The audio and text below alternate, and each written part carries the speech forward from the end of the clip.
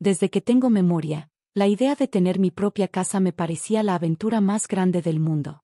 Crecí en Ohio, en una casa pequeña y vieja que siempre necesitaba algo reparado. Las tuberías retumbaban en invierno, el techo goteaba en primavera y las ventanas vibraban cada vez que había tormenta. Mi mamá, Linda, hacía lo mejor que podía con lo que teníamos, pero el dinero siempre era un problema. Incluso de niña, podía sentir ese peso de las preocupaciones económicas flotando en el aire, presente en cada conversación y decisión. A veces caminaba sola por las calles tranquilas de nuestro vecindario, mirando las casas victorianas viejas, con sus jardines bien cuidados y porches grandes. Me imaginaba a mí misma, algún día, parada en mi propio porche, con una taza de café en la mano, viendo salir el sol sobre un jardín que fuera solo mío. En cuanto tuve edad suficiente, comencé a ahorrar. Acepté cualquier trabajo que encontraba. A los 16 años trabajaba por las tardes y fines de semana en Maple Diner, sirviendo café sin parar y aprendiendo a cargar charolas pesadas con mano firme. También daba clases de matemáticas a niños del vecindario, ayudaba a una vecina mayor a organizar su ático e incluso paseaba perros para medio barrio. Hubo veces en que estaba tan cansada que apenas podía mantenerme de pie, pero cada cheque de pago era como un ladrillo más en la base de mi futuro. En la escuela, mis amigos a veces se burlaban porque siempre estaba enfocada en trabajar, por no unirme a sus salidas improvisadas o por perderme fiestas, pero yo estaba decidida. No me importaban los zapatos de moda ni las cenas caras. Veía a mis compañeros viajar con sus familias a Europa o a Nueva York, posando frente a lugares famosos. Yo solo pensaba en mi cuenta de ahorros y en cómo cada dólar me acercaba a mi sueño. Cuando terminé la preparatoria, había logrado ahorrar casi $5,000. No era mucho, pero para mí era enorme. Seguí trabajando durante toda la universidad, combinando clases con empleos. Mientras otros estudiantes se iban de fiesta o viajaban en las vacaciones, yo me quedaba en Columbus, a veces trabajando turnos dobles en una librería o cuidando niños para una pareja que vivía en un fraccionamiento nuevo cerca de la carretera. Sí, a veces me sentía sola viendo cómo la gente iba y venía, pero siempre me recordaba que cada sacrificio valía la pena. Mi sueño estaba ahí, esperándome, cada vez más cerca. Cuando me gradué, conseguí trabajo en una firma contable local. Las horas eran largas y el trabajo a veces tedioso, pero el sueldo era decente. Aún vivía en casa, pagaba mi parte de los gastos y ayudaba a mi mamá siempre que podía, pero seguía guardando cada dólar que me sobraba. Abrí una cuenta de ahorros especial y me impuse la regla de no tocar ese dinero a menos que fuera absolutamente necesario. Con los años, vi a mis amigos casarse, comprar autos y formar familias. Algunos incluso compraron casas con sus parejas, pero yo me mantenía enfocada. Quería hacerlo sola, con dinero que yo misma hubiera ganado. Me tomó casi 10 años juntar $120,000. Revisaba mi cuenta del banco casi obsesivamente, a veces 3 o 4 veces al día, solo para ver la cifra. No era una fortuna comparada con las mansiones que soñaba de niña, pero para mí lo era todo. Empecé a buscar terrenos en venta a las afueras de Columbus. Quería un lugar con espacio para un pequeño jardín, quizá un rincón para una hamaca entre 2 árboles. Algo tranquilo, pero no demasiado lejos del trabajo o de mi familia. Todas las noches revisaba anuncios, comparaba precios y tomaba notas. Me imaginaba el tipo de casa que construiría, una acogedora de 2 recámaras, con un porche amplio y muchas ventanas para que entrara la luz del sol. Tal vez una chimenea para los fríos inviernos de Ohio. Por primera vez en mi vida, sentía que estaba al borde de algo extraordinario, como si estuviera parada al filo de un acantilado a punto de dar un salto de fe. Pero justo cuando iba a empezar a llamar constructores, mi mamá intervino. Linda siempre había sido la fuerza dominante de la familia, terca y opinada, a veces cariñosa, pero casi siempre imposible de complacer. Se enteró, seguramente por mi hermano David, de que estaba por gastar todos mis ahorros en una casa propia. Esperó a un tranquilo domingo por la tarde para confrontarme. Recuerdo verla de pie en la cocina, con los brazos cruzados y la mirada fija en mí, una mezcla de incredulidad y enojo.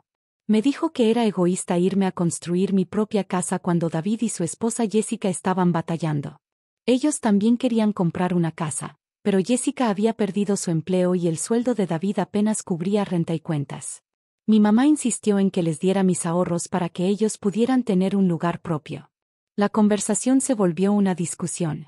Me dijo que era mi deber como hija ayudar a mi familia, que era ingrata después de todo lo que ella había hecho por mí. Intenté explicarle cuánto había trabajado, cuánto había sacrificado, pero no quiso escuchar. Dijo que la familia siempre va primero y que una verdadera hija pondría la felicidad de su hermano por encima de la suya.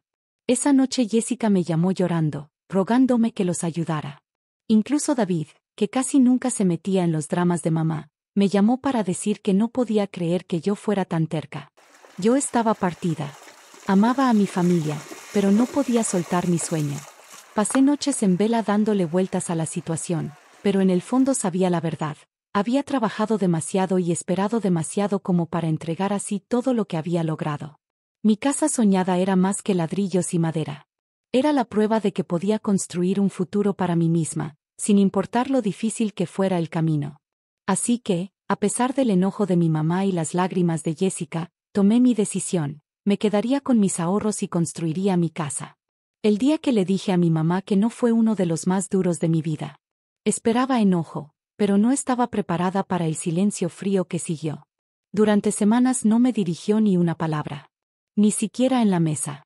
Cerraba las puertas de los gabinetes de golpe, murmuraba cosas y se aseguraba de que yo supiera que la estaba decepcionando en cada oportunidad.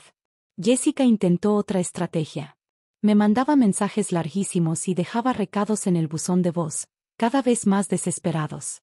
Me recordaba lo difícil que había sido para ella y para David, como siempre me habían ayudado cuando lo necesitaba y lo mucho que significaría para su pequeña familia tener su propia casa.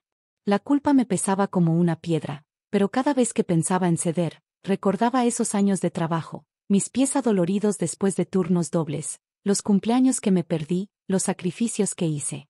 Si entregaba mis ahorros ahora, todo habría sido en vano. No era solo dinero, eran todas las esperanzas que había cargado durante una década de días duros. Así que hice algo que nunca había hecho, me mantuve firme. Le dije a mi mamá, con la mayor suavidad posible, que no le daría mi dinero a nadie. La reacción fue rápida y fuerte. Mi hermano casi no me veía a los ojos cuando nos cruzábamos en el pasillo, y Jessica dejó de invitarme a las cenas familiares.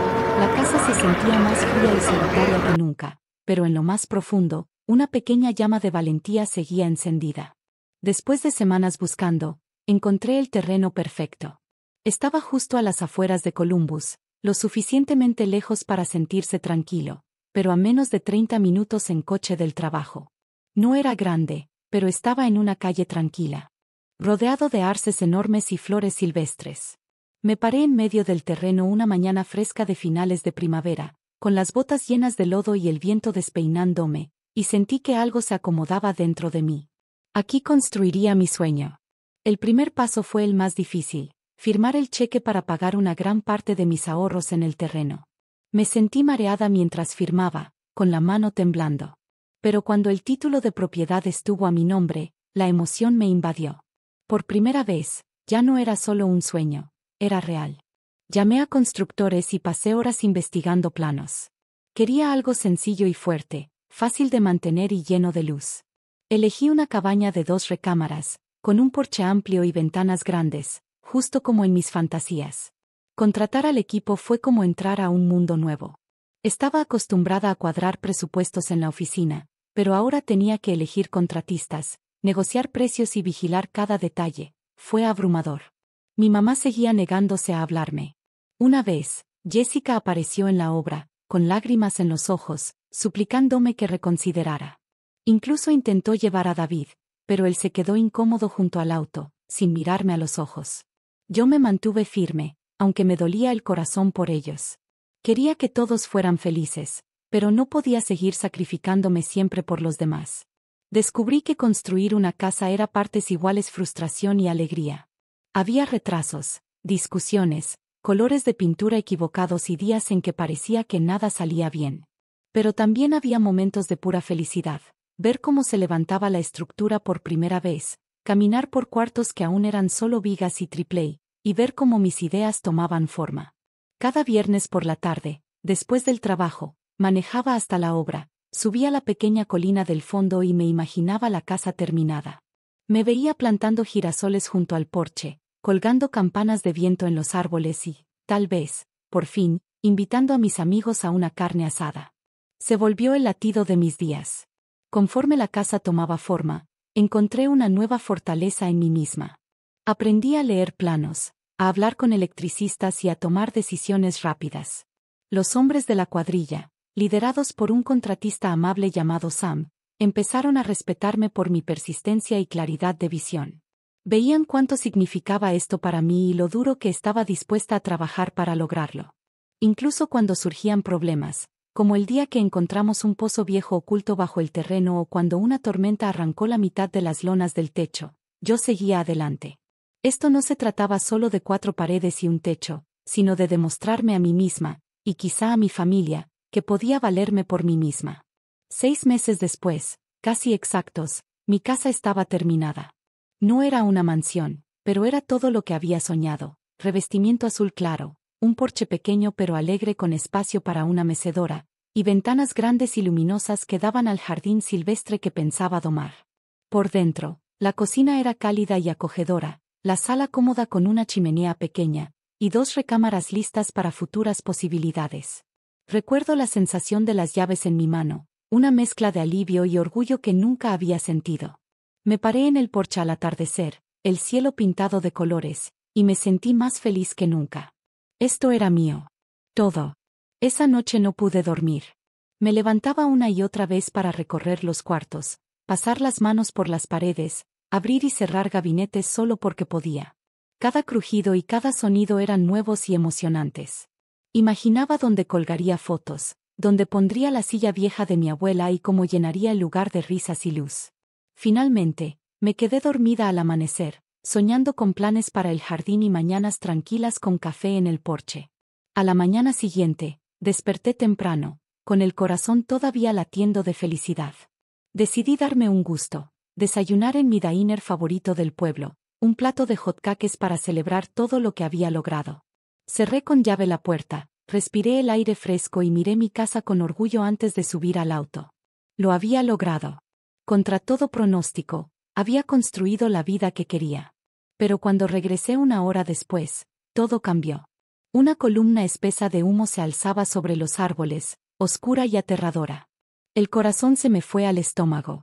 Corrí, las llaves tintineando en mi mano, con el terror apretándome la garganta. Al dar la última vuelta, vi mi casa envuelta en llamas, las ventanas escupiendo fuego que devoraba todo lo que había construido. Mis vecinos miraban desde sus jardines, impotentes. La sirena de los bomberos se oía a lo lejos, pero supe en ese instante que nada volvería a ser igual. Ese recuerdo se repite una y otra vez en mi mente.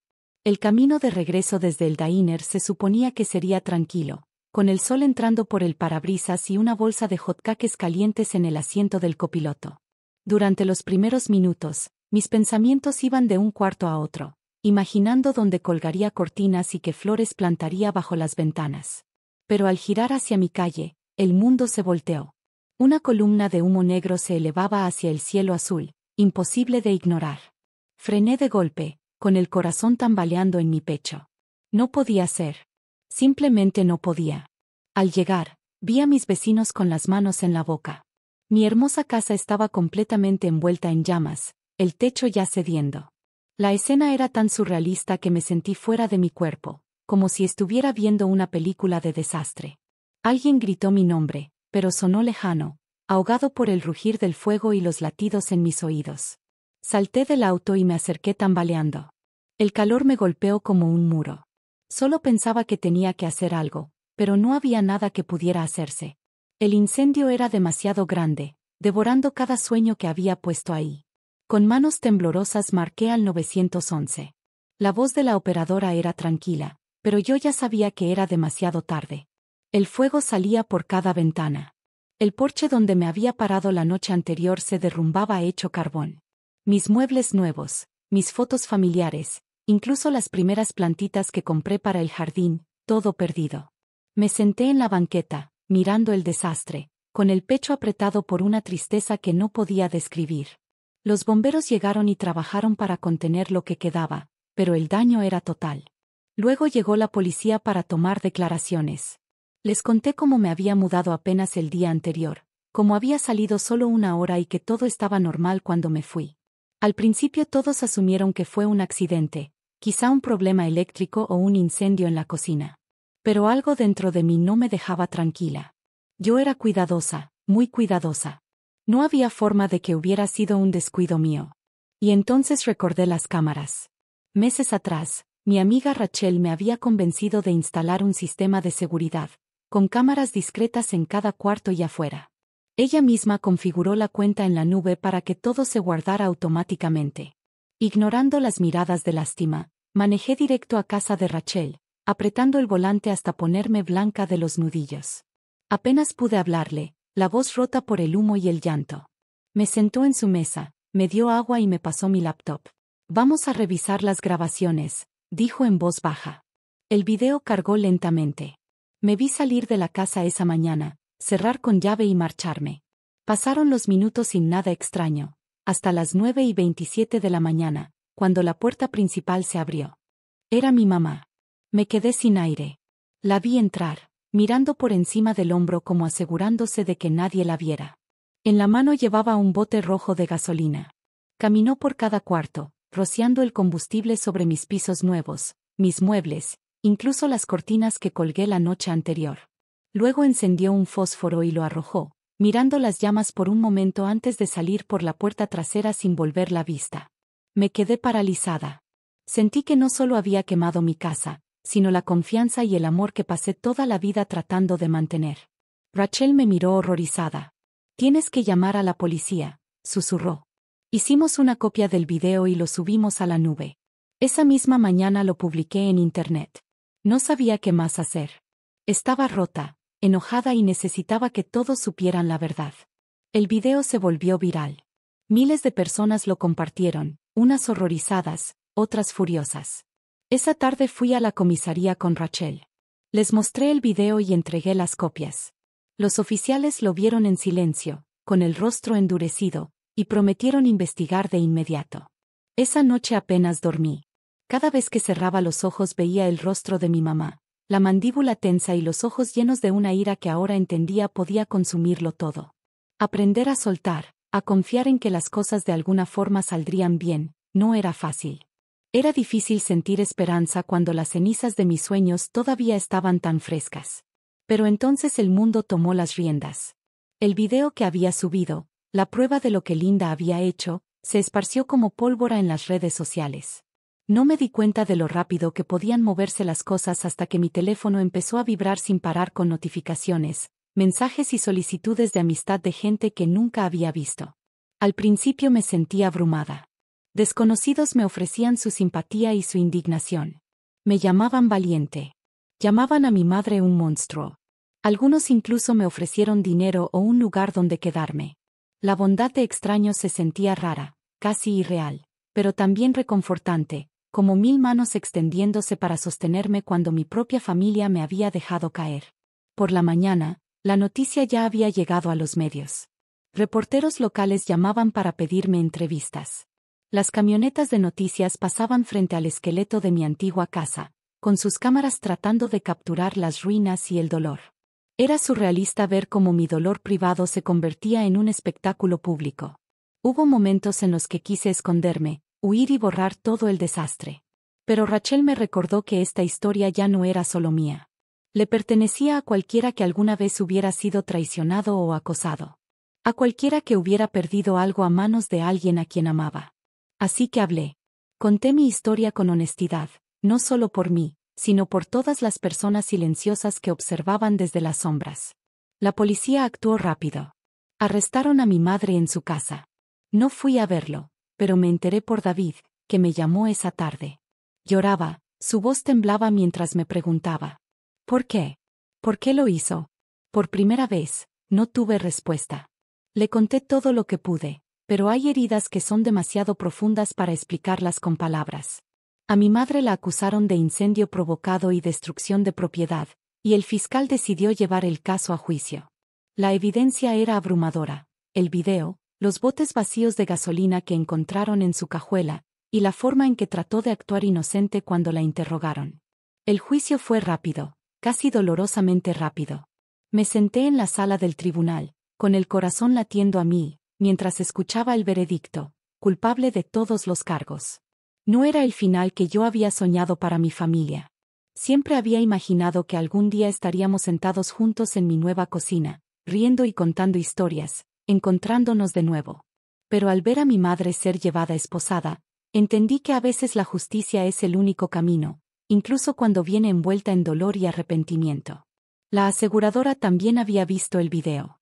Al principio dudaron, enviaron investigadores y me hicieron preguntas sin fin, pero la evidencia era innegable. Yo había pagado mis primas a tiempo. Había seguido todas las reglas, y el incendio no había sido un accidente. En pocas semanas, recibí una carta confirmando que me pagarían la cantidad total, $140,000. Era más dinero del que había visto en mi vida, pero se sentía agridulce, casi pesado en mis manos. Ninguna cantidad de dinero podría devolverme la sensación que tuve la noche en que me mudé a mi primera casa, la sensación de por fin tener un hogar. Pero la vida sigue, incluso cuando sientes que estás estancada. Comencé a buscar un nuevo terreno, decidida a no dejar que el incendio o la traición de mi madre me definieran. Esta vez elegí un lugar unos kilómetros más lejos, junto a un pequeño lago rodeado de árboles altos y flores silvestres. Contraté de nuevo a Sam, el contratista que construyó mi primera casa, y le pedí el mismo plano, pero con algunas mejoras: ventanas más resistentes, techo reforzado y un mejor sistema de seguridad. Sam aceptó y nos pusimos manos a la obra. Durante las semanas de construcción, iba casi todas las tardes al terreno para ver cómo levantaban las paredes, cómo tomaba forma el techo, cómo instalaban las ventanas. Estaba nerviosa, claro, pero también decidida. Cada clavo, cada tabla puesta era como reconstruir otro pedazo de mi corazón. Planté girasoles otra vez, tal como había planeado para la primera casa. Compré una nueva mecedora para el porche y pinté la puerta principal de un amarillo brillante y esperanzador, un color que antes nunca me habría atrevido a elegir. El apoyo que recibí de personas de todo Estados Unidos me ayudó más de lo que imaginaba. Llegaban cartas todos los días, algunas de Ohio, otras de lugares tan lejanos como California o Texas. Compartían sus propias historias de dolor y de empezar de nuevo, de familias rotas y sueños reconstruidos desde las cenizas. Me di cuenta de que no estaba sola. Mi dolor era mío, pero también compartido, y eso lo hacía un poco más fácil de llevar. Mientras tanto, las secuelas en mi familia fueron mayores de lo que imaginaba. David, por primera vez en su vida, vio quién era realmente Linda cuando Jessica trató de defender a mi madre, diciendo que solo había actuado por desesperación, que la familia a veces hace locuras. David ya no pudo más. Nunca olvidaré la llamada que me hizo, con la voz cansada y triste. Voy a pedir el divorcio. No puedo estar casado con alguien que cree que eso está bien. Siento que me haya tomado tanto tiempo darme cuenta. Quise consolarlo, pero sabía que tenía que encontrar su propio camino entre los escombros. En cuanto a mi madre, la sentenciaron a varios años de prisión. La visité una vez, buscando un cierre, pero no quiso mirarme a los ojos. Aún me culpaba. Pudiste haberle dado el dinero a Jessica, dijo, con la voz fría y plana. Tú rompiste a esta familia. Me fui sintiéndome vacía, pero también segura de que había tomado la decisión correcta. Hay personas a las que simplemente no se puede alcanzar, por más que lo desees. Cuando por fin terminaron la nueva casa, me quedé de pie en el porche al atardecer. El cielo estaba pintado de naranja y lavanda, y me permití respirar. Me sentía más fuerte. Había sobrevivido a la pérdida, a la traición y a la decisión más difícil que jamás había tomado. Esta vez, mi casa no era solo un refugio. Era la prueba de que podía sobrevivir a cualquier cosa. Colgué un letrero junto a la puerta: el hogar es donde tú lo construyes. Y por primera vez, lo creí.